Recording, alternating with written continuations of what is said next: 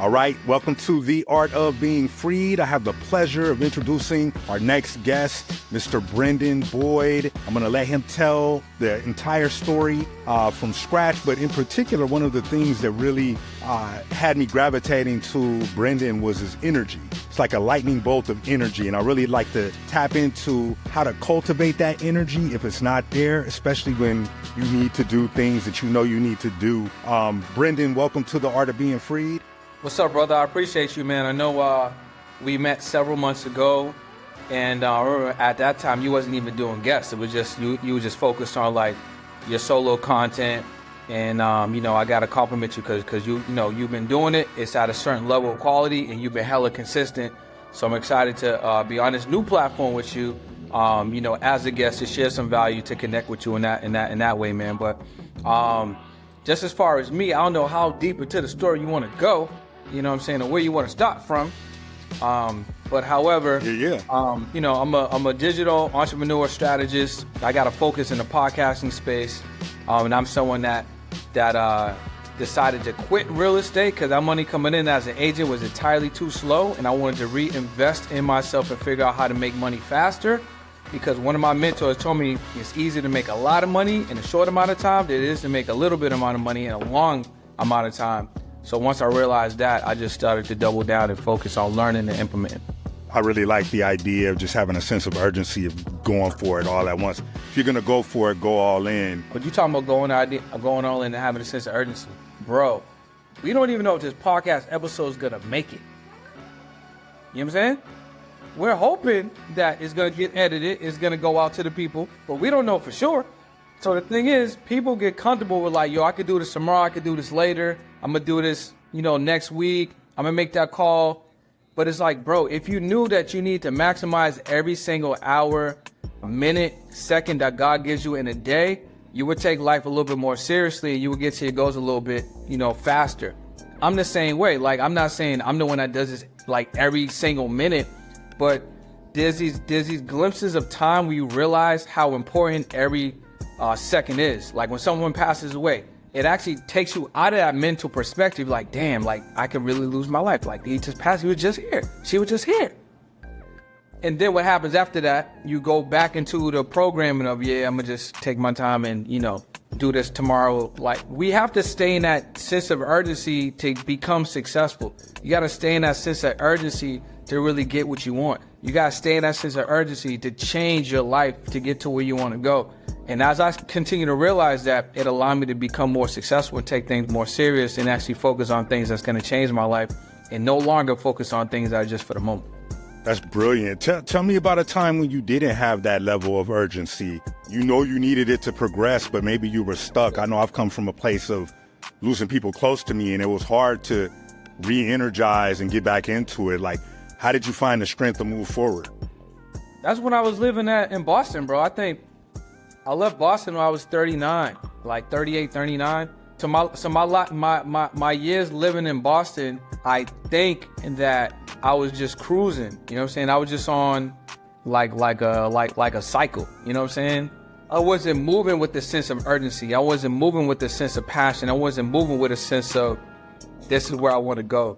And that changed once I realized I wasn't like my friends, and I didn't want my life to be like theirs. There's nothing wrong with their lives, but I didn't just want to get married, live in Boston, get a crib, and then just count my days. You know what I'm saying? And again, there's nothing wrong with that, and I'm not saying there's nothing wrong with what they were doing, but I didn't want just a six-figure corporate salary, a crib in the suburbs, and then watch the game on the weekends and maybe take 1 or 2 vacations a year. I didn't want that. I wanted to figure out how to make 6 figures in a month, 6 figures in a week, 6 figures in a day, you know what I'm saying? And really do some things that have never been done and enjoy the things I wanted to do. Like if I want to take a trip, I want to take the trip. Like right now, I'm literally in an Airbnb that some friends and I got that are also entrepreneurs. And we just went in together, and I'm working in the city for a week. And we did this a couple of weeks ago. And then prior to that, I was in a different city. And I want to be able to have that type of flexibility. You know what I'm saying? Whether it's for me or for my family or whatever the case may be. That's the type of time I'm on. So when I was living in Boston, I was just caught up into just, what I was programmed to do. Get a job, work, you know what I'm saying? On the weekends, watch some sports, maybe go to the gym, restaurant. I wasn't really big on going out, but, every now and again, hit a lounge, hit a club, rinse and repeat. I realized that I was, God designed me for more. That's when I physically had to shake up my environment, and I moved to Los Angeles. I was going to ask, there's somebody out there right now that is tired of the mundane and they want to make that shift, but they don't know where to start. Yeah. Where would you say that first step? What was the first real step? Was it moving, or was there something else involved prior to the move to where it was like, okay, I got to move. Like, I really got to get out. The first thing I would say is you gotta put yourself in a different mental environment. So that might come with like different habits, different disciplines. So like, if you don't read, you need to start reading. If you do read, you need to read with some intention. And you need to make sure that you're reading or listening to some audios, listen to some personal development, learn something new every single day, And it might even start with changing your routes.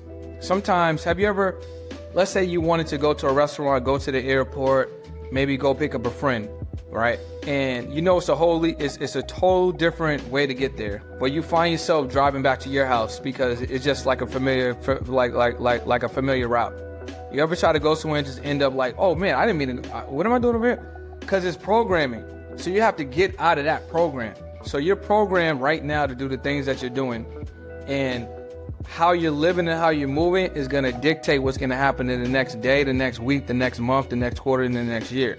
So if you want a different result, you got to do different things today. It's like going to the gym. If you want to get some muscles, build your cardio, do some conditioning, have some abs, you got to do those activities every day that's going to give you that result. Life is the same way. Work is the same way. Entrepreneurship is the exact same way. So what I would do is I would tune into some personal development. I would get some digital mentors, find some people that you like their energy, that you like what they're saying. I would invest in myself on some level, whether that might be a mentor, coach, or program. And if you're tired of your city, I would consider moving to a different city for sure. But for some people, that may not be as realistic to do right away, right? That might be something you might have to plan for the next couple of months, the next, next quarter, maybe next year. But you can change your mental environment. Also, I would do an audit. Who are the most influential 5 people that you're around? And it may not be influential in the best way. It might just be you just been hanging out with these people, but they may not necessarily be giving you things to level up. Basically, as a human being, you want to be comfortable. So you're going to read that same level of comfort for people that you're around. Sometimes it might be one person or 2 people in your life that make you a little bit uncomfortable because they continue to push you and challenge you and motivate you to do something other than what you're doing. A lot of times, the average person is going to shy away from that or brush that person off or receive that like it's a lecture. Like this girl I really care about the other day literally said that I was lecturing her, and I'm like, damn, I'm really trying to pour into you so you can see the brilliance that you have so you can get to that next level. You know what I'm saying? But some people aren't ready to receive your vision for them or what you see that they have for themselves. So typically, if you're around some people that are just like you, you're not going to get to that next level. You're going to have to trade some friends. You might not have to cancel your friends, but you may need to trade some friends. Do some meetups with some friends. Maybe work at an Airbnb. Maybe you have a weekly session where y'all meet up at like a Capital One cafe or a coffee shop or something. You need to do something different if you want a different result, and it's easier to do collaborations with something. So I looked at something the other day, right? So Drake is probably one of the top artists. But one of the reasons why Drake became one of the top artists because Drake always knew the power of collaborations. If you think about features that he's done, if you think about some albums that he's done, if you think of some projects, mixtapes that he's done, a lot of them that have been hella successful has been collaborations. Has he had success in his own right? 100%. But he's been able to do some remarkable things when you collaborate. Jay-Z's the same thing. Kanye the same thing. Drake did an album with 21 Savage. That was a fire album. He also did a whole body of work with Future. That was a fire project. Guess what? They both benefited from that. It wasn't competition. These titans collaborated.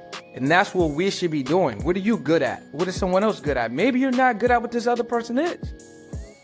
Maybe the other person's on a whole nother level, but you can still find a way to pour or add some value to that person and then create some type of collaboration, and that person can level you up. Now you're at that level. it's different. So that's how we should be looking. Because I was at my coach's session, and he's always preaching collaboration. But I literally looked at it different. It's like, yeah, I'm in the digital space, but I'm a digital artist, bro.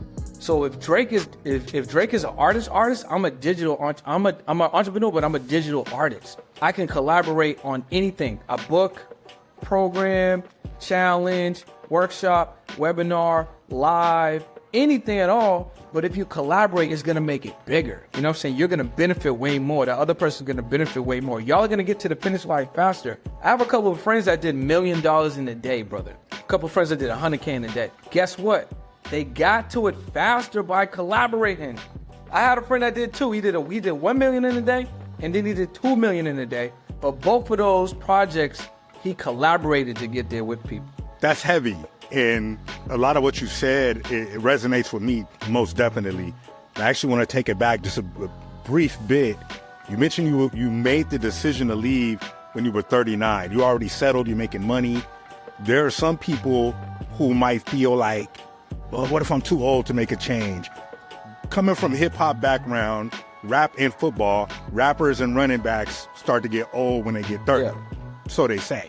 So what do you say to that person that might be feeling like, I'm a little older, maybe I should settle, which they're not, 30, 39, that's young. But some people have that mentality. Like, how do you coach people to go all in, like we talked about it earlier on, regardless of it? Well, if you start looking at some of the most successful people, they started in their 40s or their 50s. You know what I'm saying? They started businesses. They tried several times and it didn't hit. You know what I'm saying? So if you feel like you're too old to start to get it going, it's all in your mind. You're gonna be whatever you believe that you're going to be. So so how I feel, how freed might feel about you, it doesn't make a difference. If you feel like you're too old to get an impact, to make something shake, you too old to get an impact and make something shake. It don't matter what he thinks or I think. So you have to believe that there's still enough time. You got enough vitality. You know what? I tried these things. I'm gonna do something different. That's the only way that you're going to get that success, if only you believe that it can happen. You have to see it before it happens. God allowed us to have vision with this brain, and with this brain and this vision, you could cultivate the end result before it happens. You could use your imagination to say, hey, you know what? I want to make an electric car. Or you know what? I want to build this program on this package. I would have served 1,000 people. That didn't exist before you thought of it. So you can cast your own vision and you can make it happen. Age is, if you read the Bible, dudes was living to 200, 300 plus, right? So it wasn't until man started sinning that our lifestyle get cut short. You know what I'm saying? So if the average man lives to 80, 90, and you're 40, 50, you got 30, 40 years to make it shake, bro. That's enough time. And if you take health, mental health, your physical health, have good people around you, have a healthy relationship with them, you know, with that higher power guard or, you know, whatever it is for you, whatever the case may be, you're going to be good, man. And then you got to eat well too. You got to take care of, you have to, first of all, you got to look at your body like it's that Lambo, it's that Ferrari, it's that Porsche GT4. You know what I'm saying? It's that high-end model, that Tesla S Plaid, you know what I'm saying, that top of the line joint. If you look at yourself that way, you're gonna put top fuel in your body, you're gonna keep good energy around you, you're gonna keep good frequency around you, good people around you, you're not gonna be settling for less, and then that's gonna allow you to do more. So it's always gonna start with you, how you take care of yourself, and your self-belief. Man, that's dope. I love how you mentioned the Bible and people living until like 900 years old even. And then I heard this proverb that said that a man crosses a river twice when he gets to it. First time he crosses it in his mind, and then the second time physically. So mindset is most definitely everything. The last question for me, do you get stuck with your energy? And if you do, what do you do to move forward? Like if you feel like you've hit a slump or a brick wall, like what do you do to power through that? So like, you know, I do my audiobook every day. I got a physical book every day. I do push-ups in the morning. I do like 250, 300 push-ups in the morning. That gets my blood flowing. And it's also perfect if you can't get to the gym. It's like a full body workout that you could do anytime. I also go to the gym. There's like a 4-minute video that I listen to. It's not specifically on mindset, but it's a reminder to keep my mind calibrated. One of my guys, Peter Kell, who actually is a super successful entrepreneur. He has a pretty good YouTube channel, but he has this video that he talks about how you have to reprogram yourself every single day. Most people are gonna brush their teeth every day, gonna take a shower every day. You know, they're gonna get dressed every day, right? So if you work on programming your mind every day, guess what? That means you got that checked every single day. So remember back in the day when we were like elementary, middle school, if you did something bad, they make you write on the board, I will not XYZ. So if you flip that now to the things that you want, I will make 5K a day, I will make 10K a day, I will have a successful day, or whatever it is, and you start programming yourself with these positive affirmations, that's gonna start pouring into your mental and set that tone. So, you know, I got like 8 or so things that I do in the morning, pour into myself to get myself ready. And then if I ever feel any lags, there's 2 small things I do. I don't really know anyone else that does them. I haven't run across anyone that does them yet. But I set timers in my phone to go off that are reminders. Like if I have a certain goal, boom, it'll pop up. Let's say 12 o'clock. Boom, there's only 47 left or something. Like, you know, let's say another timer.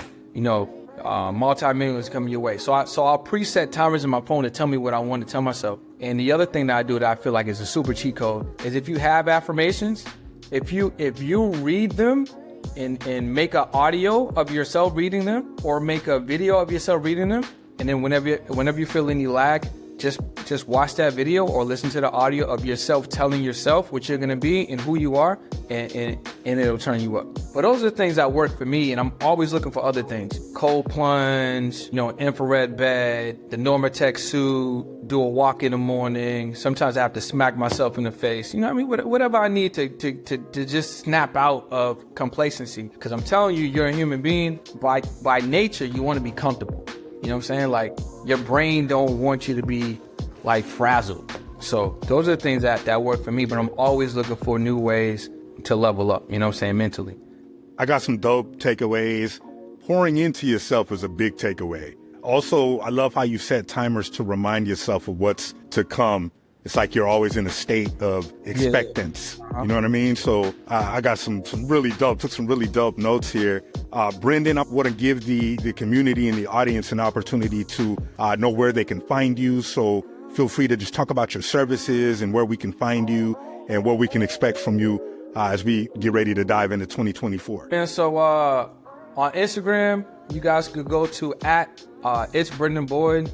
That's on all platforms. So Instagram, TikTok, YouTube, @ITS Brendan, BRENDAN BOYD. So you can go there, you can find me there, shoot me a DM, message, whatever. But you can go to 100kpodcastprogram.com.